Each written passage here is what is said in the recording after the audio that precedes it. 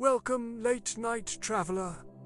When the world grows quieter, there's often a moment where thoughts begin to drift. The noise of the day fades, and questions that don't usually surface start to appear. Not urgent questions, not practical ones, but the kind that feel distant and oddly comforting. Tonight, we're going to spend some time with one of those questions. Is time travel actually possible? Not as a spectacle, not as a promise, but as an idea. A quiet exploration of how time behaves and how the universe seems to treat it. There's nothing here you need to solve. No conclusion waiting at the end. You can listen closely, or let the words soften into the background. As your thoughts slow down, we'll move gently from one idea to the next, allowing space between them, and we'll begin where time begins for all of us. Time feels constant. It moves forward, always in one direction. Second after second, we rarely question it. Time passeth, and we pass with it. But when we pause and really look at it, time becomes less solid, more subtle. We measure time using clocks, precise instruments that divide moments into equal pieces. But clocks don't create time.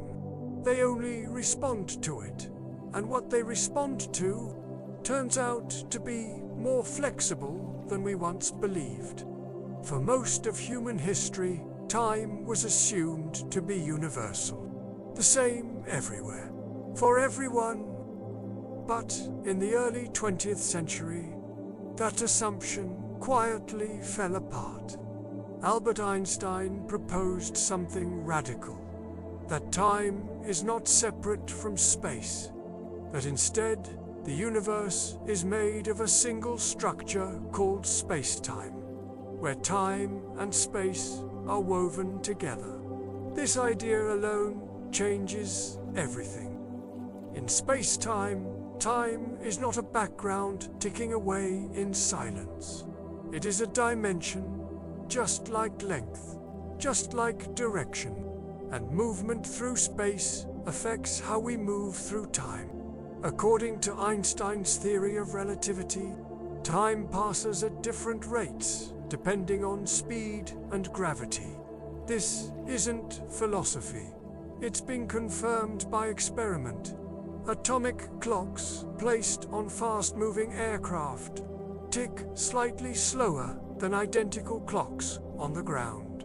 Satellites orbiting Earth must constantly correct their onboard clocks, because time flows differently for them than it does for us below. If those corrections weren't made, GPS systems would slowly drift out of accuracy every day. This means something quietly astonishing. Time is not fixed. It stretches, it slows, it responds to motion and mass. And because of that, moving forward through time at different speeds is already possible. Astronauts aboard the International Space Station age just a little more slowly than people on Earth. Not enough to notice, but enough to measure. They are, in a technical sense, traveling into the future slightly faster than we are. Forward time travel isn't speculative. It's real. It just doesn't look dramatic. It happens gently, quietly, without anyone feeling the shift. And this leads to a deeper thought. If time can slow down, if it can stretch and bend, then time isn't a rigid river pulling us along. It's more like a landscape, and we are moving through it. Some physicists describe this using what's called the block universe theory. The idea that past, present, and future may all exist at once, not as moments appearing and disappearing, but as a complete structure. In this view, The present isn't special. It's simply where our awareness happens to be. If that's true, then time doesn't flow. We do, and the feeling of movement, the sense of now, might be a feature of consciousness, not the universe itself. This idea doesn't demand belief. It doesn't ask you to accept anything. It simply opens a door, a quiet one. If time is flexible, if it already behaves differently across the universe, then the question of time travel becomes less about machines and more about understanding. Not how to travel through time, but how time already allows movement in ways we're only beginning to notice. We don't need to answer that yet. It's enough to rest with the idea, because next we'll gently explore what physics allows us to do with time, what it quietly permits, and where the universe seems to draw a boundary. When people talk about time travel, they often focus on direction, forward, backward. But the universe doesn't seem to treat those directions equally. Not aggressively, not dramatically, just differently. In ordinary life, this difference feels familiar, even if we don't name it. Warm coffee cools as it sits. Rooms become cluttered over time. Fresh footprints soften and disappear. These changes don't feel rushed. They simply happen. Physics gives this tendency a name: entropy. It describes how systems, left on their own, tend to move towards states that are more spread out, more mixed, less precise. This isn't a rule enforced by force. It's a statistical preference. There are more ways for things to be scattered than neatly arranged. So over time, scattering becomes more likely. Because of this, processes naturally unfold in one direction. Ice melts instead of forming. Smoke disperses instead of gathering. Events leave traces that fade rather than return. This doesn't mean the laws of physics forbid reversal.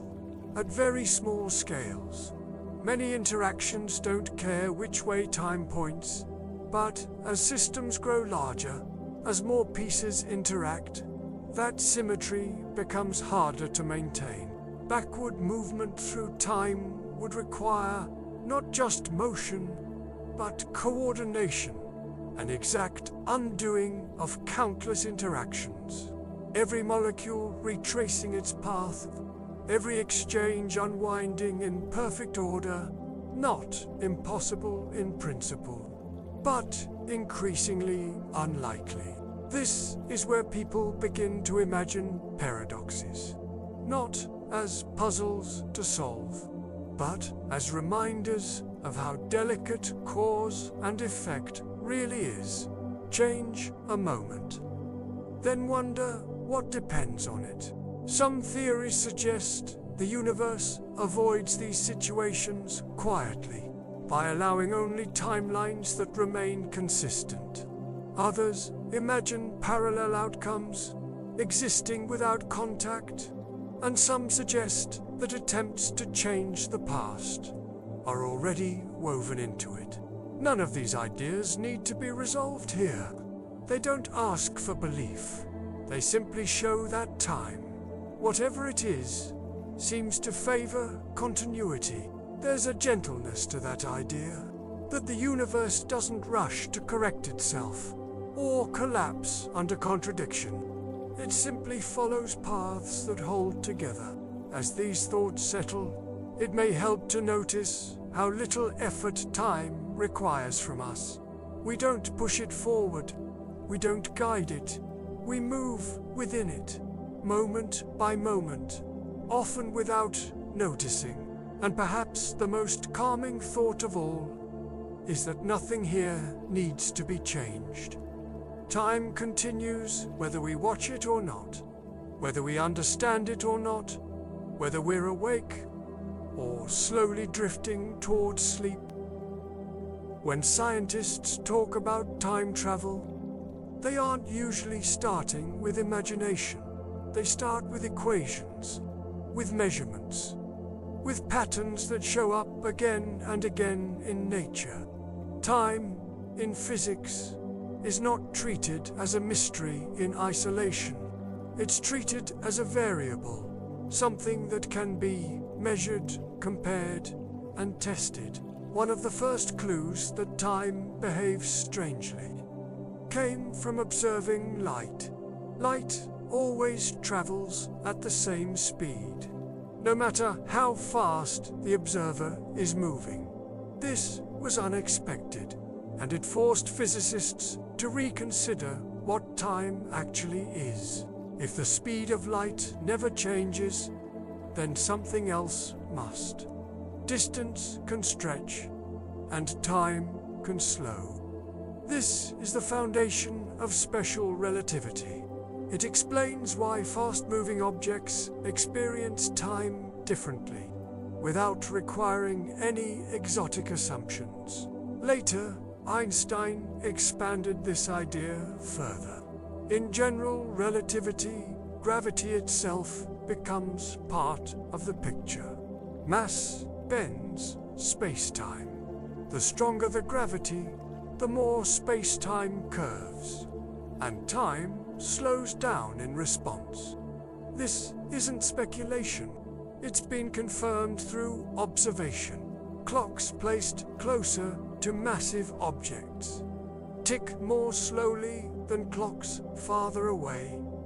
Even on Earth, time passes slightly differently at sea level than it does at higher altitudes.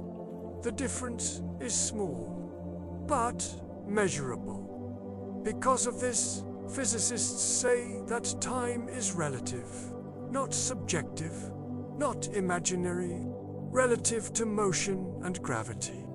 So when scientists ask whether time travel is possible, they aren't asking whether time can be altered. That part is already settled. They're asking whether time can be navigated intentionally. This is where theories begin to diverge. Some physicists believe that forward time travel is the only kind permitted, because it naturally follows from relativity. Others believe backward time travel may be possible in very limited circumstances, but not all agree on how, or even if, it could happen. One idea involves wormholes. These are theoretical structures predicted by the equations of general relativity. They connect distant regions of space-time through a kind of shortcut. In theory, if one end of a wormhole experienced time differently than the other, it could allow movement between different moments.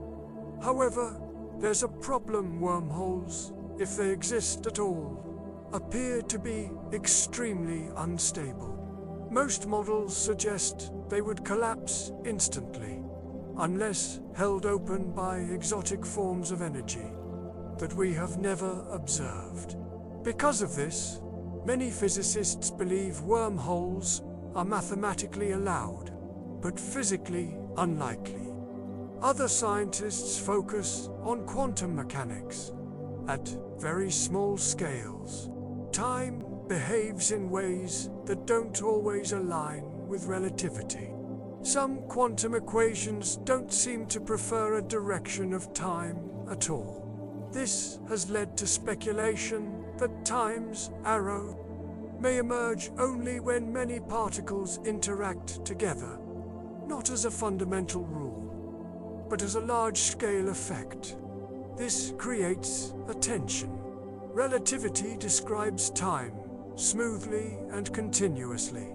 Quantum mechanics describes it in discrete interactions.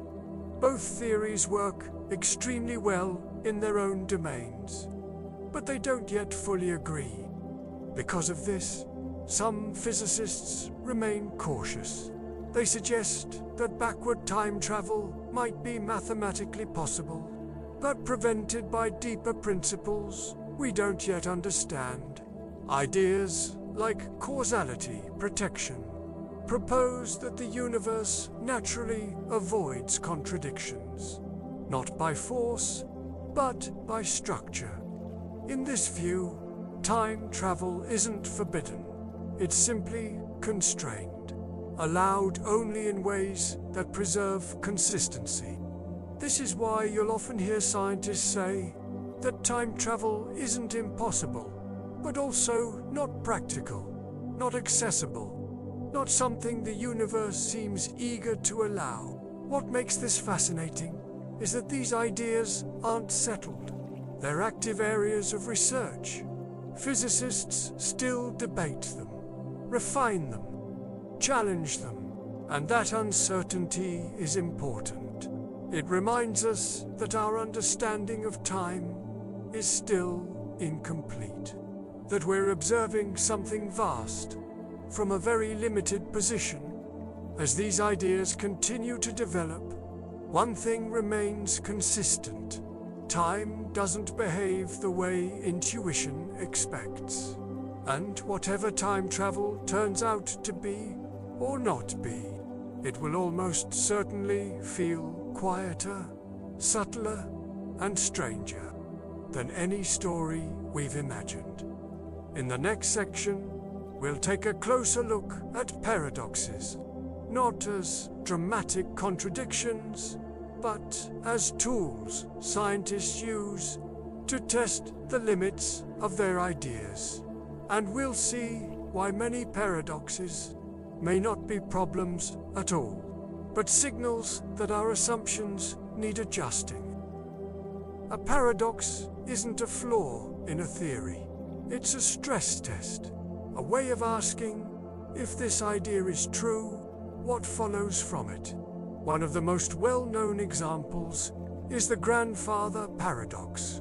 It's often explained dramatically, but the core idea is simple. Imagine traveling back in time and preventing your own grandfather from having children.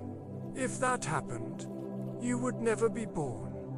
And if you were never born, you couldn't have gone back in time to cause the event. The chain breaks. Scientists don't use this paradox to argue that time travel is impossible. They use it to examine assumptions.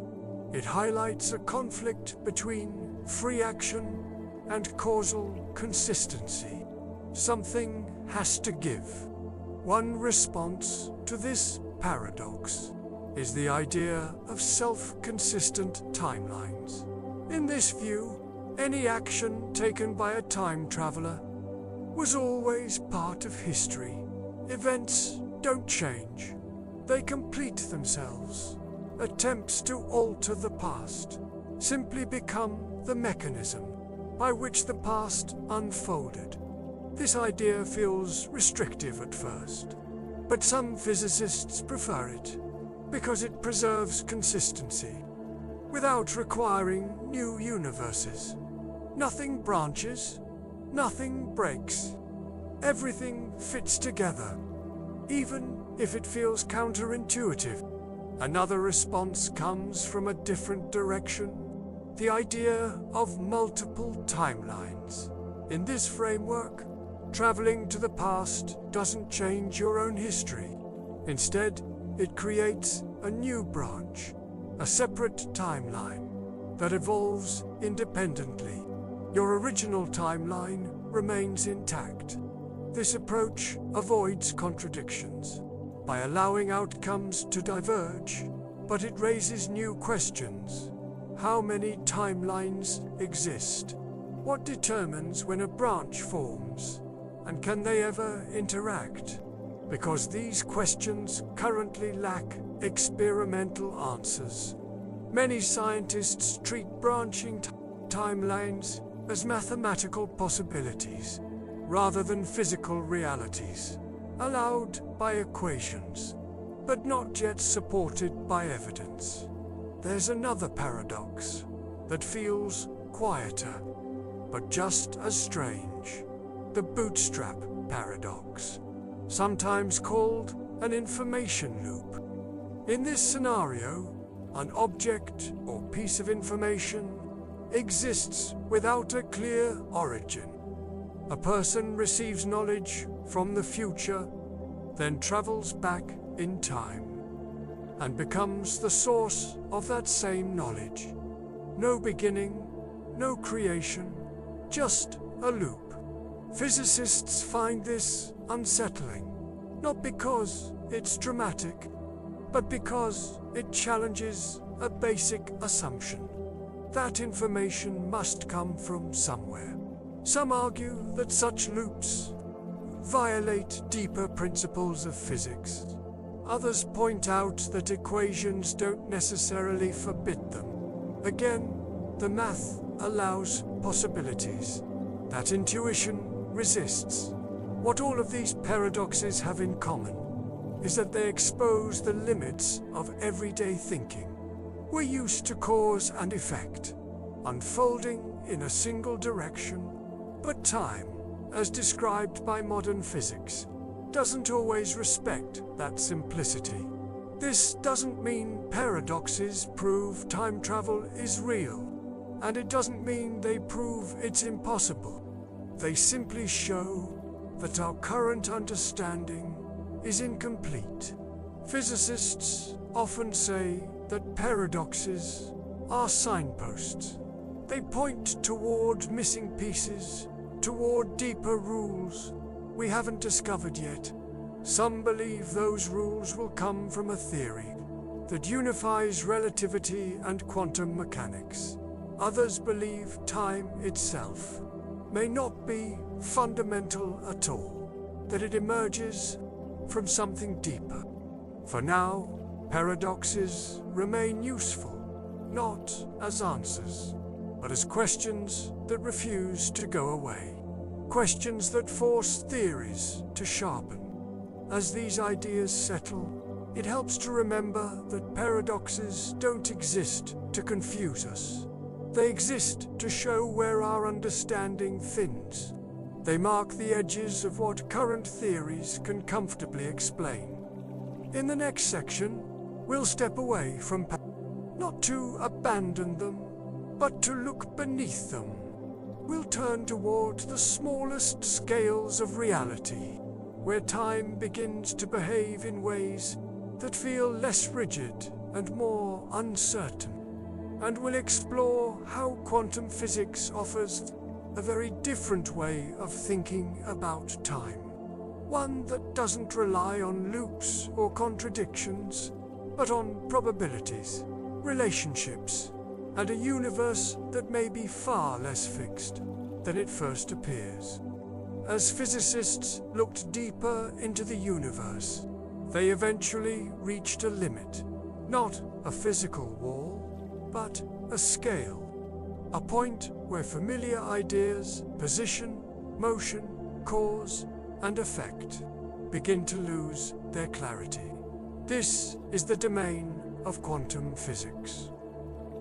Quantum mechanics was developed to describe the behavior of matter at extremely small scales. Atoms, electrons, particles that don't behave like solid objects. And one of the first things physicists noticed was that time does not play the same role here. In many quantum equations, time appears only as a parameter, a way to describe change. But it doesn't always behave like something fundamental. In some formulations, the equations work just as well, without assigning time a clear direction at all. This doesn't mean particles move backward in time. It means that, at the smallest scales, the laws themselves don't insist on a preferred direction. Forward and backward are mathematically symmetrical. This is very different from everyday experience. In daily life, time has a clear arrow. Events leave traces. Causes precede effects. Processes unfold, then settle. But quantum systems don't experience the world at that scale. They exist in states that are temporary, probabilistic, and often unresolved until they interact. One of the core ideas in quantum mechanics is that particles don't have definite properties until they are measured. An electron, for example, doesn't occupy a single position until it interacts with something else. Instead, it exists as a range of possibilities. This has led some physicists to ask whether time itself might behave the same way, not fixed, not continuous, but emerging from interactions. In this view, time is not something the universe carries inherently. It arises when systems change relative to one another. No change, no time. This idea helps explain a long-standing puzzle: why the fundamental equations of physics often appear time-symmetric, while the universe we experience clearly is not. As systems grow larger, quantum uncertainty diminishes. Interactions multiply, patterns stabilize, and a direction of time naturally emerges. Not because it was imposed, but because complexity makes reversal unlikely. Some physicists describe this as time being statistical rather than fundamental, an outcome of many interactions layered together, like temperature. Temperature isn't a property of a single particle. It only exists when many particles interact. From this perspective, time travel becomes a different kind of question, not about moving along a timeline, but about whether the structure that produces time can be altered at all. Another important quantum concept is entanglement. When particles interact, their properties can become linked so strongly that measuring one instantly determines the state of the other, even across large distances.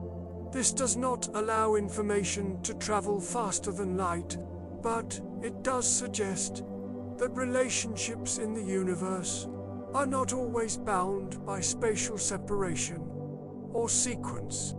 Some researchers have explored the idea that time itself may be tied to these relationships, that what we experience as temporal order may arise from correlations between events, not from a universal ticking clock. This idea remains speculative. Quantum physics does not yet provide a complete theory of time. Instead, it offers several competing interpretations, each internally consistent, each incomplete. Some interpretations treat time as fundamental. Others treat it as emergent. Some suggest time may disappear entirely. At the deepest level of reality, what all of them agree on is that time is not as simple as it appears from human perspective. It behaves differently depending on scale, depending on interaction, depending on structure. This matters for time travel because it suggests limits that are not imposed by force, but by coherence. If time arises from relationships between events, then altering time would require altering those relationships, not rewinding a clock, not stepping sideways, but restructuring how reality connects to itself. That kind of change may not be impossible, but it is far more subtle than anything we currently know how to influence. As these quantum ideas settle, they don't answer whether time travel is possible. They do something quieter. They show that our picture of time is still forming, and that before we ask how to travel through time, we may need to understand how time comes into existence at all. At this point, something important becomes clear. Our understanding of time depends on scale. At large scales, planets, stars, galaxies, relativity works extremely well. It predicts motion, gravity, the slowing of time near massive objects, and it has passed every test so far. At very small scales, particles, interactions, probabilities, quantum mechanics works just as well. It explains atoms, chemistry, technology, and it, too, has never failed an experiment. The problem isn't that one theory is wrong. It's that they don't fully agree with each other. Relativity treats time as smooth and continuous. Quantum mechanics treats reality as discrete and probabilistic. Each theory describes time differently, and when physicists try to combine them, the equations stop behaving. This is why time travel remains unresolved. Not because it's been disproven, but because we don't yet have a single theory of time. Some researchers believe time travel might become clearer once gravity itself is understood at the quantum level. Others believe time travel may disappear as a meaningful concept once a deeper structure is revealed. There's also a growing idea that time may not exist everywhere in the same way, that it may emerge only under certain conditions, where complexity is high, where interactions are rich. In this view, time is not universal, it's contextual. This would explain why time behaves differently near black holes, why it stretches with speed, and why it becomes uncertain at quantum scales.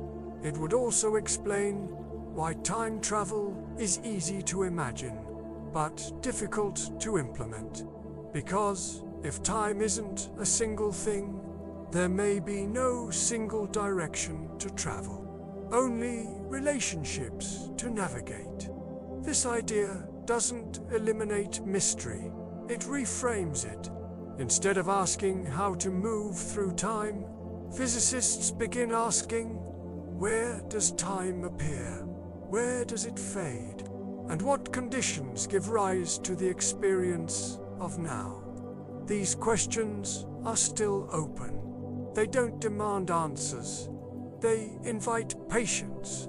And patience, in this context, isn't passive. It's observant. As research continues, experiments become more precise. Clocks become more accurate. Measurements reach deeper scales. And each refinement teaches us a little more about how time behaves. So far, the universe hasn't revealed a clear doorway, but it has revealed something else. That time is flexible, structured, responsive, and far less absolute than it once seemed. That realization alone changes how we think about time travel, not as a destination, but as a question still unfolding. To understand why time behaves the way it does, physicists often look to the most extreme environments in the universe, not because these places are common, but because they exaggerate effects that are otherwise too subtle to notice. One of the clearest examples comes from regions of intense gravity. According to general relativity, mass doesn't just pull on objects. It reshapes space-time itself. When an object becomes massive enough, the curvature of space-time around it becomes pronounced and time responds. Near Earth, this effect is barely noticeable, but near extremely dense objects, it becomes dramatic. Black holes are the most extreme example. They form when massive stars collapse under their own gravity, compressing matter into an incredibly small region. The result is a gravitational field so strong that space-time bends sharply inward. As you approach such an object, time slows, not metaphorically, physically. From the perspective of someone far away, a clock near a black hole appears to tick more slowly. Closer still, the slowing becomes more pronounced. At the boundary known as the event horizon, time appears to stop entirely. This doesn't mean time actually freezes. It means that signals from that region take infinitely long to reach an outside observer. The difference matters. For someone falling inward, time continues normally. Moments still pass, thoughts still form. But for the rest of the universe, those moments stretch beyond reach. This leads to an important realization. Time is not universal. There is no single clock governing the entire universe. Each path through Einstein has its own rhythm. This complicates the idea of time travel, because if time flows differently, depending on location and motion, then moving through time is inseparable from moving through space. This is why many physicists believe that if time travel is ever possible, it would likely be tied to gravity, not machinery, not speed alone, but the structure of space-time itself. Some theoretical models explore this idea carefully. They ask what would happen if space-time were bent not just inward, but connected, folded, linked. This is where wormholes return to the conversation, not as shortcuts in movies, but as mathematical solutions. In general relativity, certain equations allow for connections between distant regions of space-time. These connections would be extremely narrow and extraordinarily unstable. Most would collapse instantly. To remain open, they would require forms of energy that behave unlike anything we've observed. Energy with negative pressure, negative mass effects, concepts that remain theoretical. Because of this, many physicists view wormholes as mathematical curiosities, interesting, informative, but unlikely to exist naturally. Others remain cautious.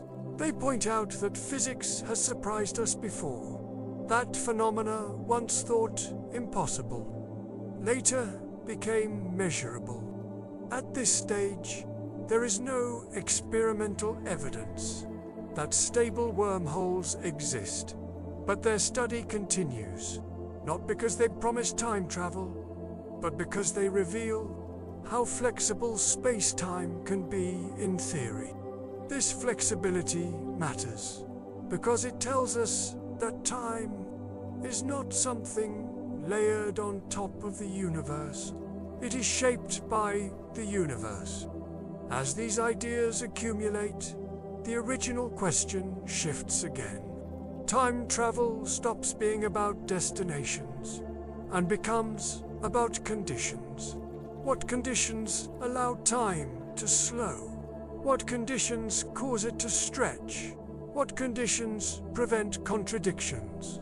These are not questions with quick answers.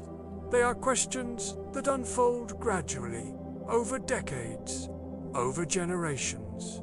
And as research continues, one thing becomes increasingly clear. The universe is not designed for convenience. It does not bend easily, but it is consistent. Whatever time is, It behaves in ways that preserve coherence. Relationships remain intact. Causes connect to effects. Structures hold together. This doesn't rule out time travel, but it suggests that if it exists, it would be rare, constrained, subtle. As this section settles, it brings us back to something quieter. Time does not invite interference, but it allows observation, measurement, understanding. In the next stretch, we'll explore an idea that many physicists return to when questions about time grow too complex. The possibility that the universe may protect itself from paradoxes, not through force, but through consistency. As ideas like wormholes and extreme gravity are explored, many physicists begin to notice a pattern, not in the equations themselves, but in what the equations seem to avoid. Certain solutions appear possible on paper, yet never seem to survive closer examination. They collapse. They contradict themselves. Or they require conditions that cancel them out. This has led to an idea that isn't a single theory, but more of a guiding principle, sometimes called causality protection. The suggestion that the universe may naturally prevent situations where cause and effect break down, not through enforcement, not through barriers, but through consistency. In this view, the universe doesn't forbid time travel outright. Instead, it quietly restricts the paths that would lead to contradiction. If a scenario creates paradoxes, the conditions required for it simply never arise. Stephen Hawking was one of the physicists who explored this idea seriously.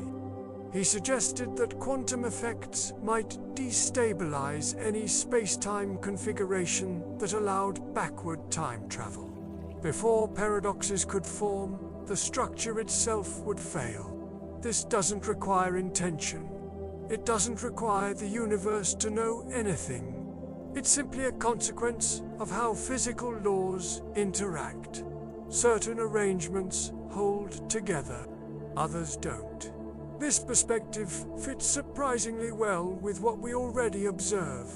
Stable systems persist. Unstable ones dissolve. From stars to atoms, consistency determines longevity. If time travel into the past required extreme precision, perfect balance, and conditions unlike anything naturally produced, then its absence wouldn't be mysterious. It would be expected. This also reframes a common question. Instead of asking, why can't we travel through time? Physicists ask, what conditions would need to exist for time travel to remain stable? So far, no known environment meets those conditions. This doesn't mean the door is closed forever, but it does suggest that time travel, if possible at all, would be rare. Not a tool, not a technology, but an exception. Interestingly, this idea doesn't apply as strongly to forward time travel. Moving forward in time doesn't threaten causality. It doesn't undo events. It doesn't require coordination across histories. It simply follows the structure that already exists. This may explain why forward time travel appears naturally in relativity, while backward time travel remains theoretical. One aligns with consistency. The other challenges it. As physicists compare these ideas, another thought begins to surface. That perhaps time is less like a road and more like a set of allowable paths. Some paths are wide and easy to follow. Others are narrow, fragile, or closed entirely. What makes these paths allowable? is not just geometry or gravity, it's thermodynamics. One of the most important principles in physics is the concept of entropy, often described as disorder. Entropy, more precisely, measures how spread out energy and information become over time. In any closed system, entropy tends to increase. Not because it must, but because there are simply more ways for things to be disordered than ordered. This tendency gives time a direction, not because time itself points forward, but because processes overwhelmingly move from less probable states to more probable ones. A broken glass does not reassemble, not because it violates physics, but because the number of ways for the shards to be scattered vastly outnumbers the ways they could return to a single shape. This statistical imbalance creates what physicists call the arrow of time. At the microscopic level, many interactions are reversible. Particles collide and separate. Equations allow motion in either direction. But at larger scales, those reversals become astronomically unlikely. Entropy increases, information disperses, and the past becomes distinguishable from the future. This matters for time travel, because any journey backward would require entropy to decrease, not locally, but across an entire system. Every interaction would need to reverse.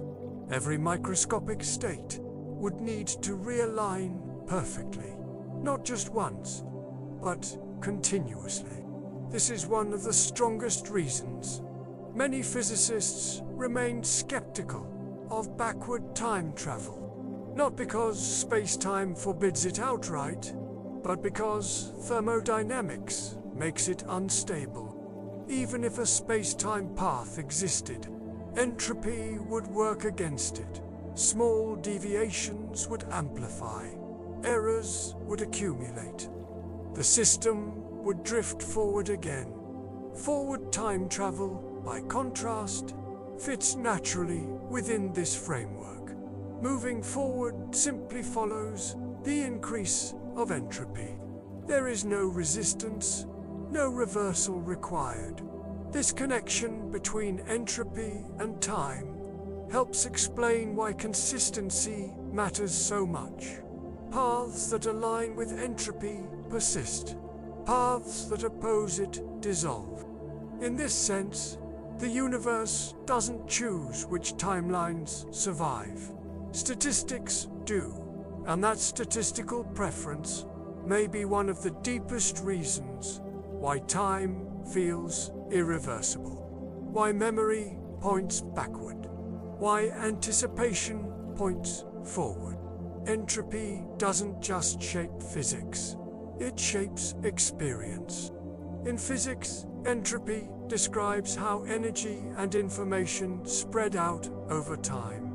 It's often simplified as disorder, but more precisely, it measures how many possible arrangements a system can have. The more ways something can be arranged, the higher its entropy. In any isolated system, entropy tends to increase.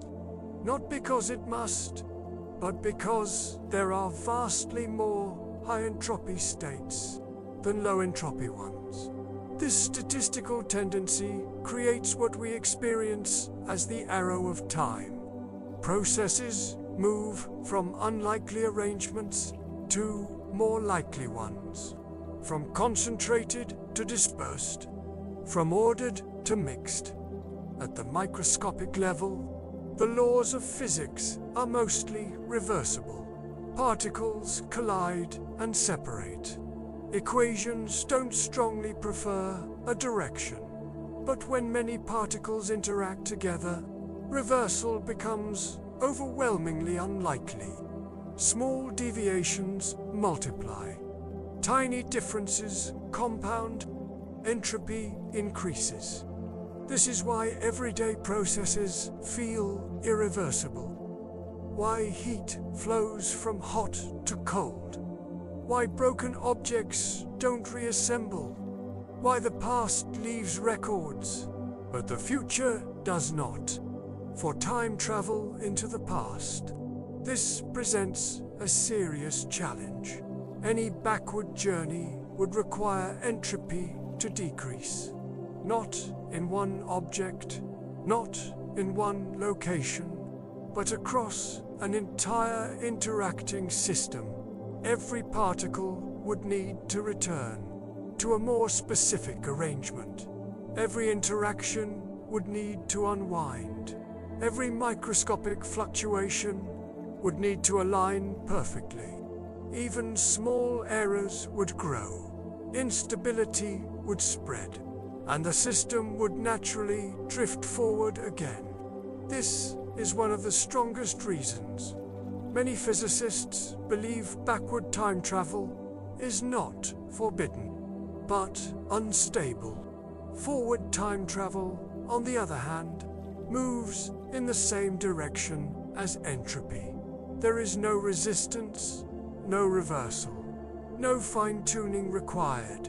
This relationship between entropy and time helps explain why consistency matters so much. Paths that align with entropy persist. Paths that oppose it dissolve. But this raises a deeper question. If entropy gives time its direction, where did that direction come from in the first place? Why did the universe begin in a state of extremely low entropy? Why was energy so concentrated? Why was order so high? Those questions don't belong to thermodynamics alone. They point outward toward the earliest moments of the universe, toward cosmology, to understand time fully. Physicists eventually have to step back and ask not how time flows, but how it began. As entropy increases, something else increases alongside it. Information.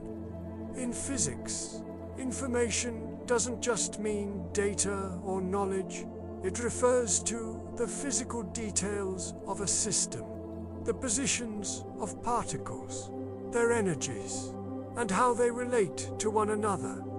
As systems evolve, that information spreads out. This spreading of information is closely tied to memory. A memory, in physical terms, is simply a record, a stable imprint left behind by an interaction. When something happens, it leaves traces. Light reflects off objects, particles scatter, heat dissipates. These traces persist because entropy increases. This is why the past leaves evidence. Footprints remain in sand. Photons carry images across space. Brain states encode experience. The future, by contrast, has no records. Not because it hasn't happened yet in some absolute sense, but because no interaction has yet occurred. To imprint it, this asymmetry is crucial. It explains why we remember the past, but not the future. Why causes are known before effects. Why time feels directional, even if the underlying laws are not. From this perspective, time is deeply connected to information flow. Events become part of the past when information about them spreads into the environment. Once that information disperses, it cannot be fully gathered again, not practically, and often not even in principle. This is why reversing time is not just difficult. It would require reconstructing every dispersed detail every scattered photon, every altered particle state, every microscopic change. Memory doesn't just store time, it defines it. In the brain, this process becomes experiential. Neural activity records change. Those records are layered and reinforced, and awareness moves along them. This creates the feeling of now, a present moment defined by what has already been recorded and what has not. In this sense, time doesn't flow past us. We move through a growing archive of records. This idea extends far beyond human memory. Geological layers record Earth's history. Cosmic background radiation records the early universe. Atomic structures record interactions billions of years old. The universe is filled with records. Time is written everywhere. And this leads to a deeper realization. If time is tied to records, if it depends on information being preserved, then understanding time fully requires understanding how information behaves at the largest scales. Because information doesn't just move locally, it spreads across the universe, carried by light, by matter, by expansion itself. To follow time back to its origin, physicists must eventually ask, where did the universe's first records come from? What was the earliest information state? And how did time begin, before anything existed to record it? Those questions don't belong to memory or entropy. They belong to the origin of the universe itself. To understand where time truly begins, physicists have to look back to the earliest moments of the universe. Not because everything was already formed then, but because that's where the first records appeared. The universe did not begin as empty space, filled with matter. It began in an extremely hot, dense state, where energy, matter, and space-time were tightly compressed together. In those earliest moments, conditions were radically different from anything we experience now. Temperatures were unimaginably high. Particles interacted constantly. Nothing resembling structure had yet formed. And yet, this early universe had very low entropy. Energy was concentrated. Matter was evenly distributed. There were very few distinctions between one region and another. This may seem counterintuitive. High temperature often feels chaotic, but entropy is not about heat alone. It's about how many possible arrangements exist. In the beginning, despite the intensity, the universe was remarkably ordered, smooth, uniform. This low entropy starting point is one of the most important facts about the universe, because it sets the direction of time. As the universe expanded and cooled, energy spread out, particles slowed, structures began to form, entropy increased, and time gained its arrow. This expansion didn't just create space, it created difference. Regions began to vary slightly. Tiny fluctuations in density appeared, and those small differences mattered. Over millions of years, gravity amplified them. Denser regions pulled in more matter. Lighter regions emptied out. From this process, the first stars formed, then galaxies, then clusters. Each step left new records behind. Light traveled outward. Matter settled into patterns. Information spread across growing distances. One of the most important records of this early time still surrounds us today. The cosmic microwave background. This faint radiation fills the universe. It is the cooled remnant of the moment when matter and light first separated. Before that moment, the universe was opaque. Light couldn't travel freely. After it, photons streamed outward in all directions. Those photons have been traveling ever since, for over 13 billion years, cooling, stretching, carrying information from the early universe to the present. They form a snapshot, a record, a memory written into space itself. This is why cosmology is deeply connected to time. The universe doesn't just evolve forward, it leaves evidence as it goes. Every stage of expansion adds new layers of information, new records, new distinctions between past and present. Without that early low-entropy state, time as we experience it would not exist. There would be no clear direction, no accumulation of memory, no unfolding history. So when physicists ask why time moves forward, they are really asking why the universe began in such an ordered condition. That question remains open. Some theories point to cosmic inflation, others suggest deeper principles we don't yet understand. What's clear is this: time didn't emerge suddenly. It unfolded as the universe expanded, as entropy increased, as information spread, and with each moment, the universe wrote another record. From here, we can begin to explore how cosmic expansion continues to shape time today, how space itself stretches, how distant galaxies move beyond reach, and how the future of the universe may influence the fate of time itself. Even now, as you rest, the universe is still expanding, not in bursts, not in waves, but steadily, quietly.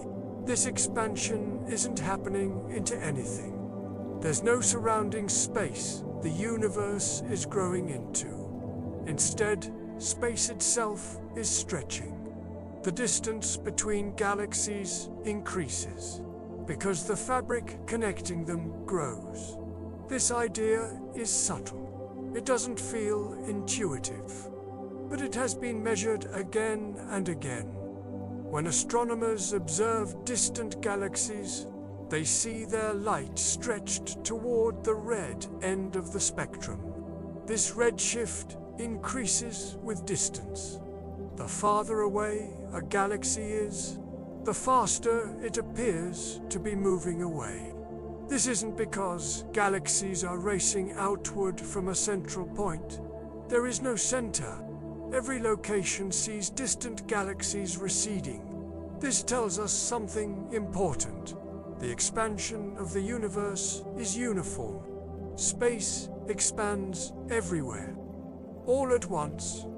At smaller scales, this expansion is imperceptible. Gravity holds galaxies together. Atoms hold matter together.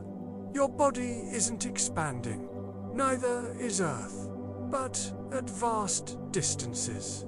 Where gravity weakens, expansion dominates.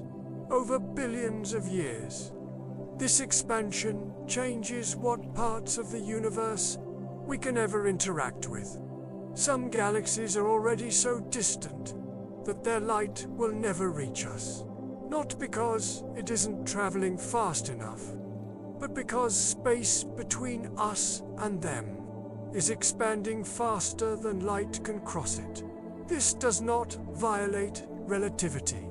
Nothing is moving through space faster than light. Space itself is stretching. As a result, the observable universe is not the same as the entire universe.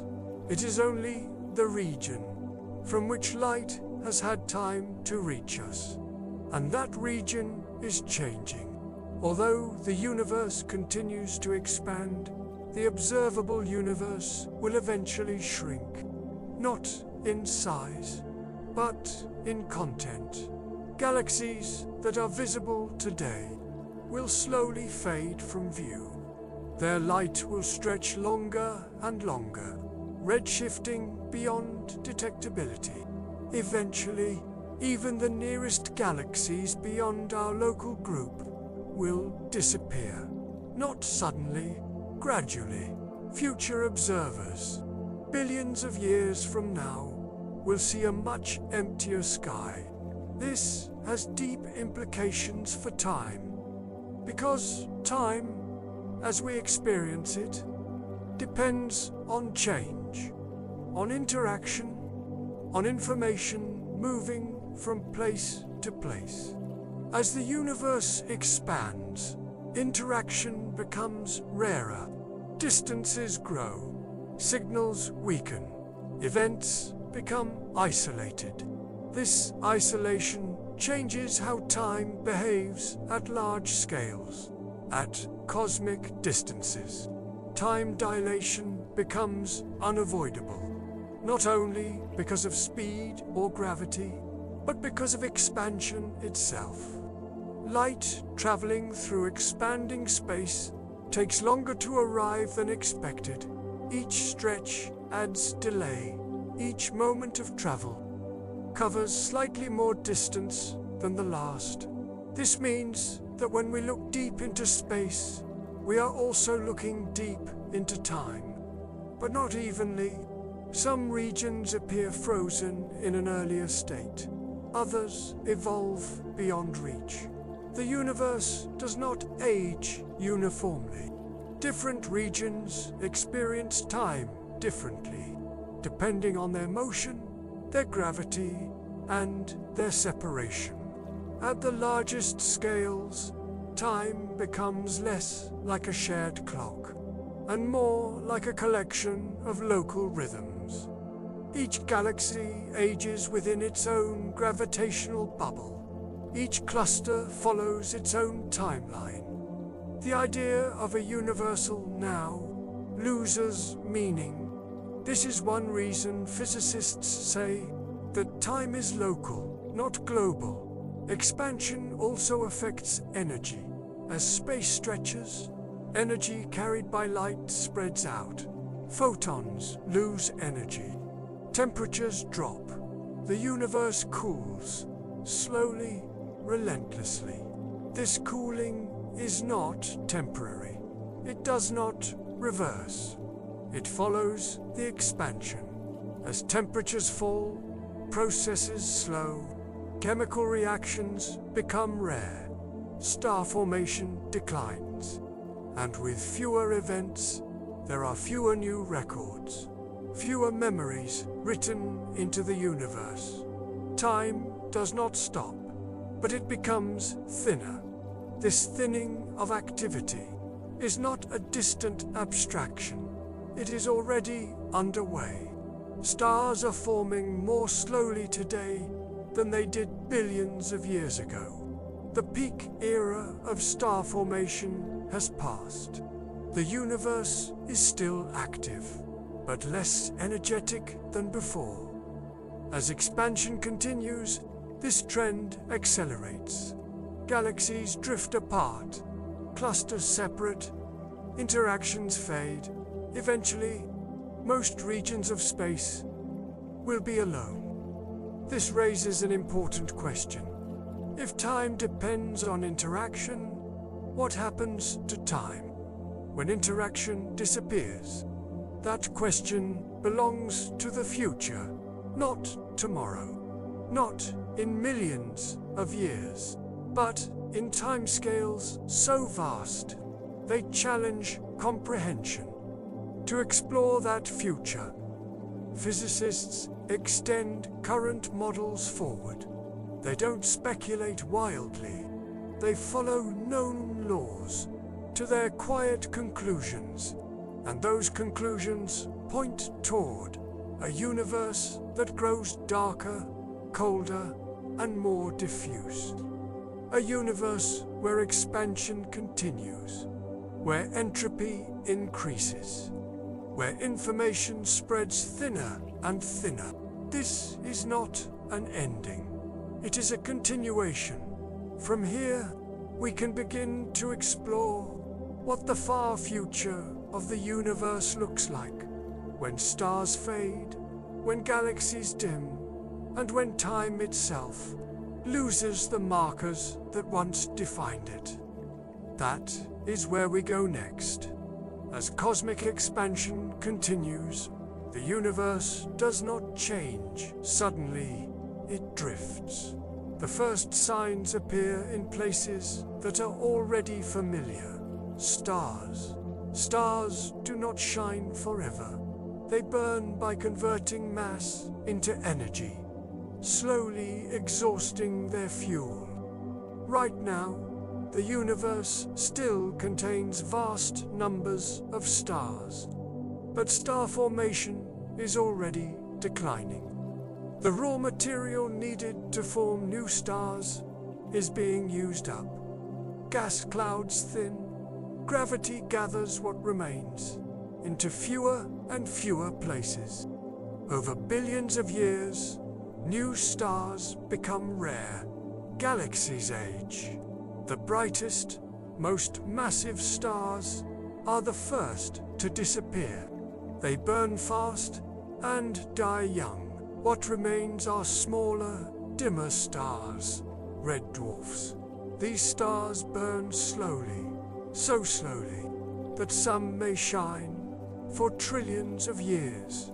During this era, the universe still has structure, still has light, still has motion, but activity steadily decreases. Galaxies stop colliding, clusters become isolated, distances grow too large for gravity to overcome expansion. Eventually, most galaxies drift beyond one another's reach. From within any single galaxy, the universe appears almost empty, over unimaginably long timescales. Even red dwarf stars exhaust their fuel. The universe enters a new phase, often called the degenerate era. In this era, normal stars are gone. What remains are stellar remnants, white dwarfs, neutron stars, black holes. These objects do not shine. They persist quietly, cooling, drifting. Occasional interactions still occur, but they are rare.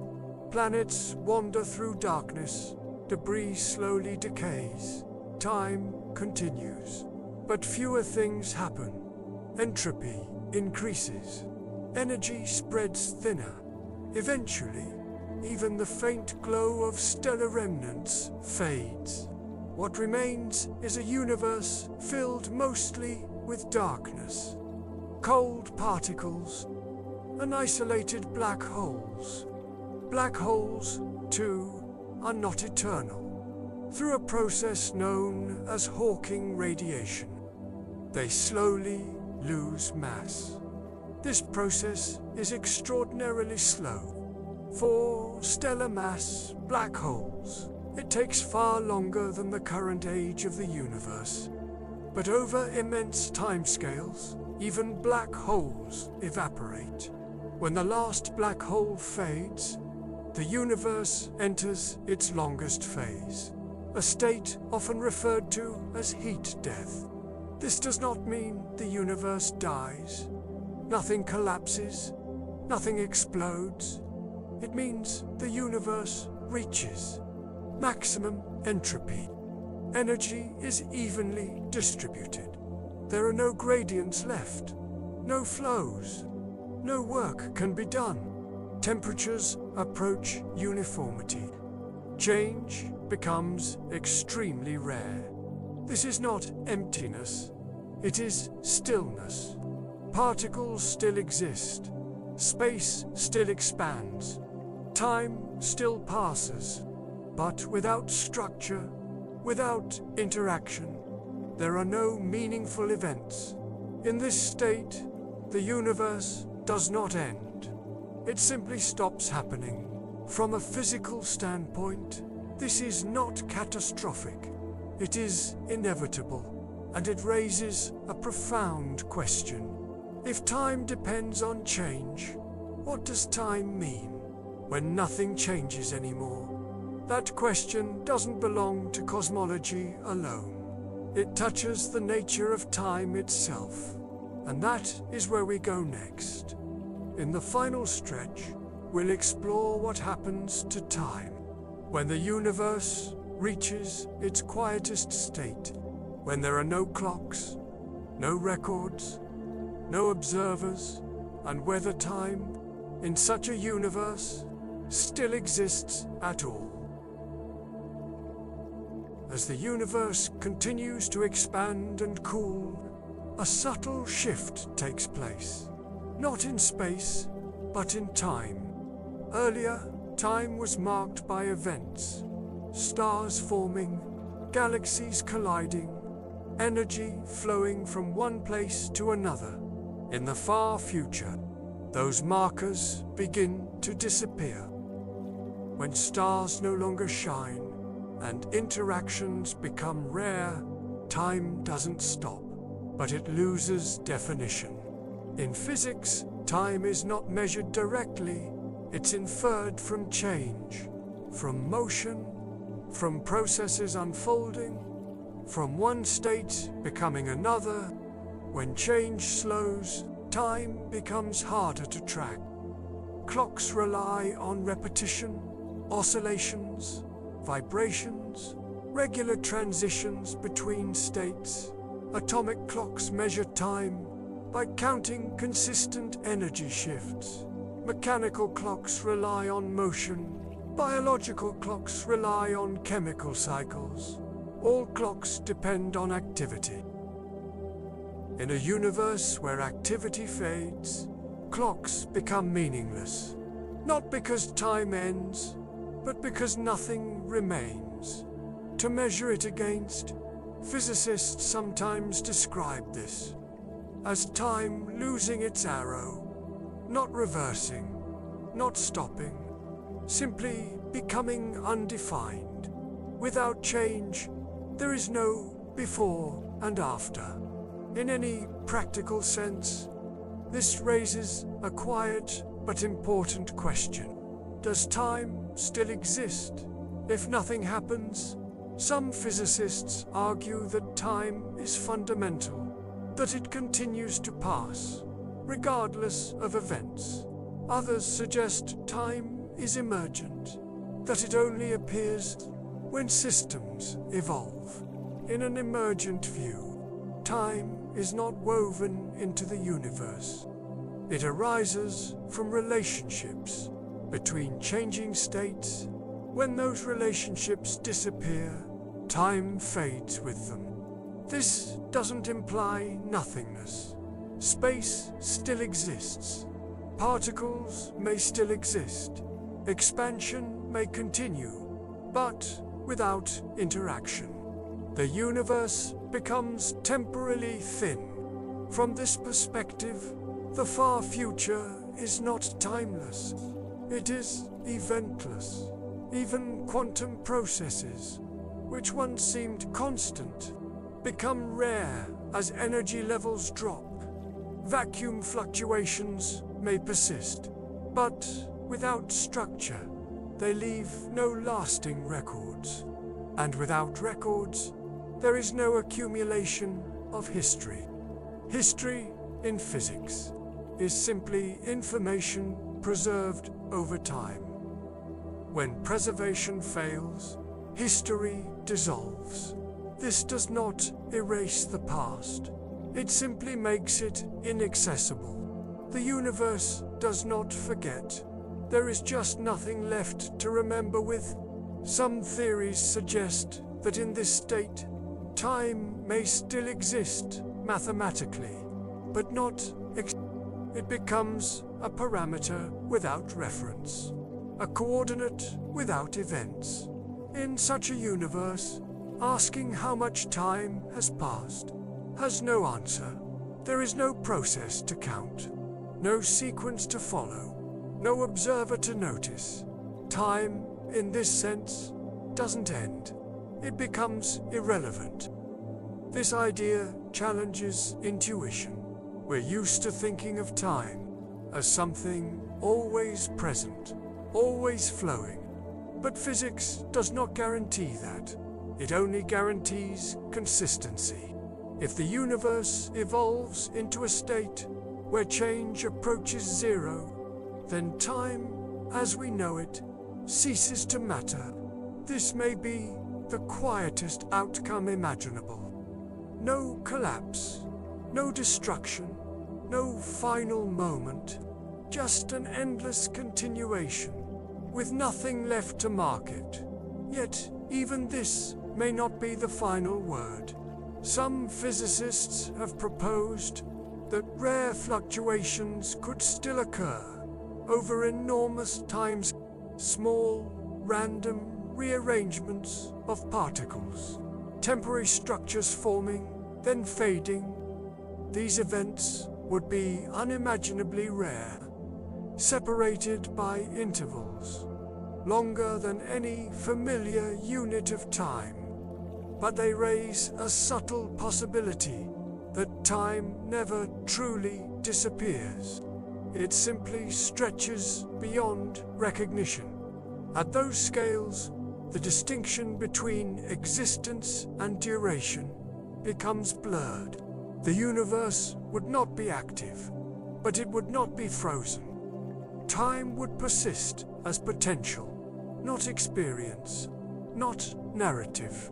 And this brings us back to the role of observers, because everything we know about time comes from observing change, recording it, experiencing it without observers. Time has no story, which leads naturally to the next question. If time depends on records, and records depend on observers, what role does observation actually play? Does time exist without awareness? Or does awareness simply follow the paths where time remains meaningful? That question doesn't belong to cosmology alone. It sits at the intersection of physics, information, and perception. And that is where we go next. In the next part, we'll explore time without observers, what physics says, what it doesn't, and why awareness moves the way it does through time. Up to this point, time has been described in terms of structure, entropy increasing, information spreading, the universe expanding and cooling. But there is another ingredient, woven quietly through everything we've discussed: observation. In physics, an observer doesn't have to be conscious. It can be a particle, a detector, an interaction that leaves a trace. An observer is anything that records a change. This idea becomes especially important when time begins to thin, because without records, time has nothing to attach itself to. In quantum mechanics, this role of observation becomes unavoidable. A system evolves smoothly until it interacts with something else. That interaction creates information, a record.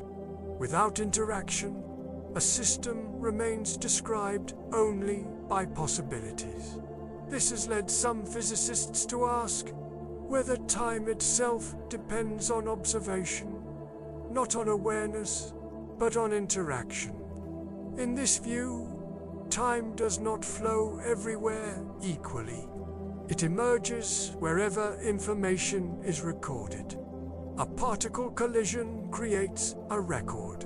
A photon scattering creates a record. A memory forming in a brain creates a record. Each record marks a moment, This does not mean observers create time. It means time becomes meaningful. Where observation occurs, in regions of the universe where nothing interacts, nothing records, and where nothing records, there is no practical sense of past or future. This idea aligns with what we see in the far future of the universe.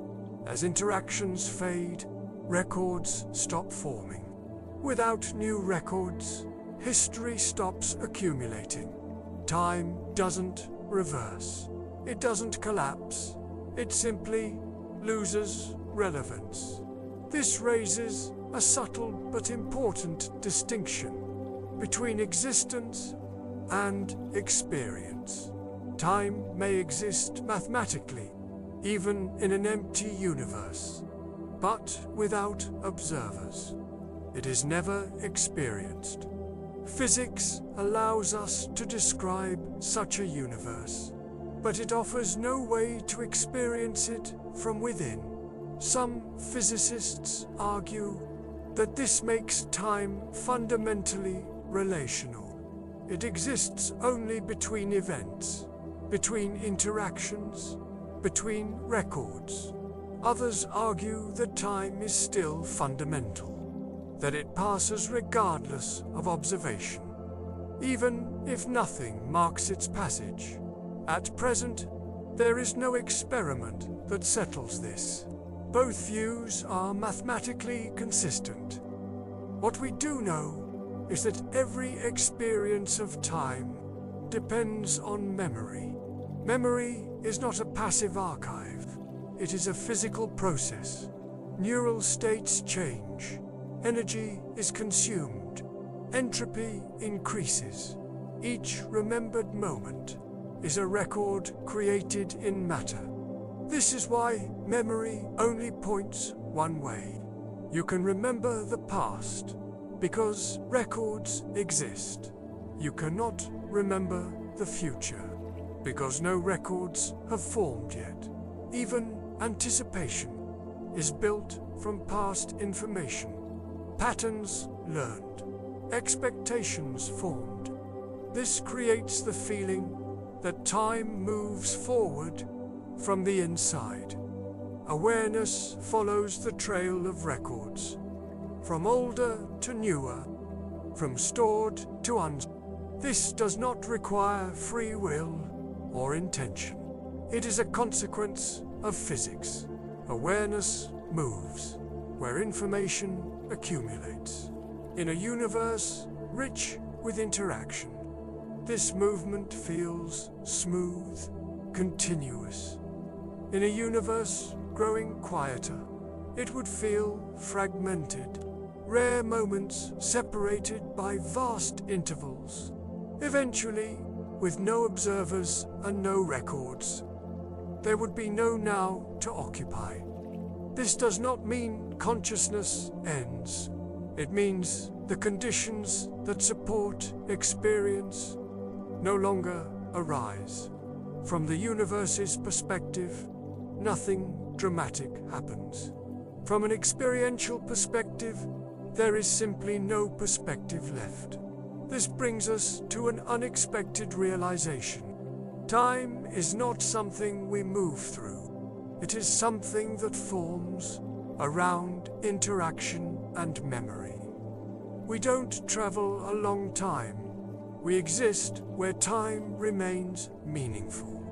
And that meaning depends on structure, on energy differences, on the ability to leave traces behind. As long as the universe supports those conditions, time continues to be experienced. When those conditions fade, time does not announce its departure. It simply becomes silent. At the beginning, I asked a simple question. Is time travel actually possible? At first, that question tends to bring specific images to mind. Moving forward in time, moving backward. passing through wormholes, crossing paths with the past. But after everything we've explored, the question no longer stands alone. It sits inside a much larger structure. We've seen that moving forward in time is not hypothetical. It already happens. Motion slows time. Gravity slows time. Clocks near massive objects tick differently than clocks far away. This isn't speculation. It's been measured. Satellites experience it. GPS systems account for it. Forward time travel is a real physical effect. Moving backward, however, introduces a different set of challenges. We've seen how black holes and gravity bend space-time itself, how time stretches near extreme mass, how paths through space-time are shaped by structure, not intention. We've seen how wormholes, while allowed mathematically, require conditions that appear unstable, not forbidden outright, but difficult to sustain. Quantum mechanics adds another layer at small scales. Time loses its preferred direction. Equations allow symmetry, but instability appears.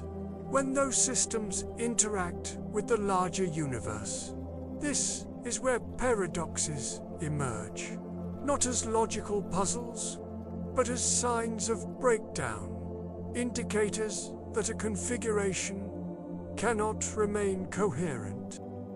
Entropy reinforces this. It gives time its arrow, it favors forward progression, it resists reversal, and information ties it all together. Records form, memories accumulate, histories stabilize. From this perspective, time travel is not a single phenomenon. It is a collection of effects, each governed by different conditions. Moving forward in time aligns with how the universe evolves. Moving backward requires resisting that evolution. So, when we ask whether time travel is possible, the answer is not a simple yes or no. It depends on what kind of time travel, under what conditions, at what scale, and with what consequences. Physics doesn't close the door completely, but it narrows the hallway.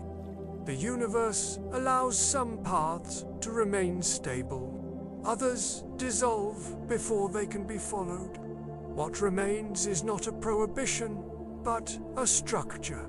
Time travel, as it turns out, is less about breaking rules and more about understanding which rules already exist, and that understanding continues to deepen as experiments improve, as theories connect, as our picture of time grows clearer. From here, there is still room to explore. Not new mechanisms, but new perspectives. How time feels to us, why awareness moves the way it does, and what it means to exist in a universe where time is flexible, but not freely navigable. Thank you for listening, Late Night Traveler. I hope you found something worth carrying with you. Sleep well and rest easy until next time.